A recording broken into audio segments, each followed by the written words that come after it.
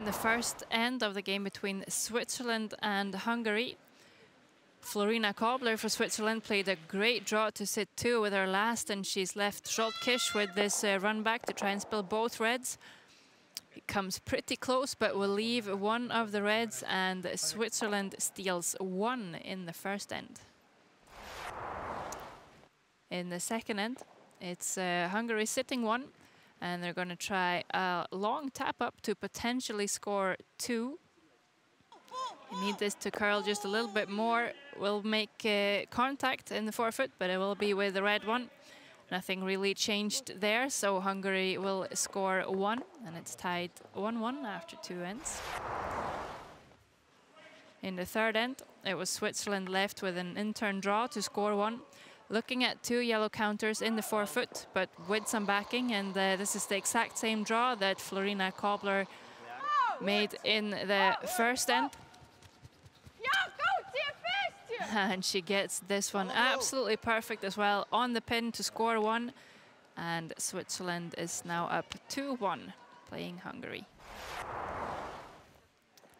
In the fourth end, Scholtkisch had a draw to the forefoot to score 2. Possibly the first multiple score of the game.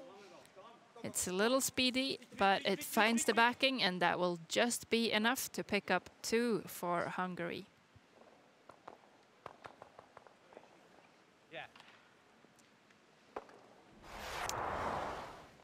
And in the fifth end, Hungary managed to keep all the angles on their side throughout the entire end. And finally, Florina has a possible tap on the yellow to sit second shot and give up a steal. It's not an easy shot to do that. She overcurls and rolls out. Comes really close, but that's actually a steal of 3 for Hungary, and they move ahead 6-2 after 5. In the second end, Switzerland used their power play, but ended up in some trouble anyway, and were forced to draw for 1. Perfect draw weight again by Kobler, and she will make it to tighten the score 3-6. In end number 7, it's Hungary sitting 1, and it's quite possible to draw for 2, but it's not easy, and certainly don't want to risk anything, being 4 points up with just the 1 point. So this one will slide just a little too far. They'll have to just take their 1, and they will be 4 points up before the 8th and final end.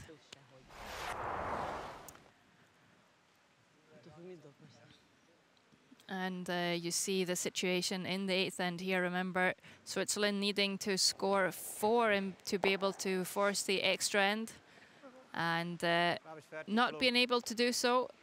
Hungary will run Switzerland out of stones, and they will remain undefeated in their group. Switzerland will move to 3-2. They have 1 game left, playing Poland in their last game, a game that they're going to need to win. So a really tight game in the first 4 ends. What happened after halftime? I think on the 5th end that was a key end. We were lying really good with 3 stones. All they can do was to minimize the loss, but she was tight with his last roll, so that big steal was a key in the game, I guess. You feel like favorites coming into the championship, having won two times before? I don't think so. I think the field is really strong now. New nations is really good. I mean, new pairs like China or US is really strong, even Canada. So we have to pull our pants up and do our best to defend the title.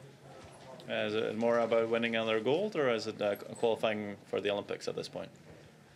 I think the main point is to qualify for the Olympics, but also we like to be happy with the gold as well. I mean, it's always good, so we try to do our best. But even if we just win a medal, then it's perfect. Is it a nice incentive to go back-to-back world champions? Köszönjük a szurkolást. Oh, sorry. It was really, I was happy with it, so we'll see. And thank you very much. Congratulations. Thank you.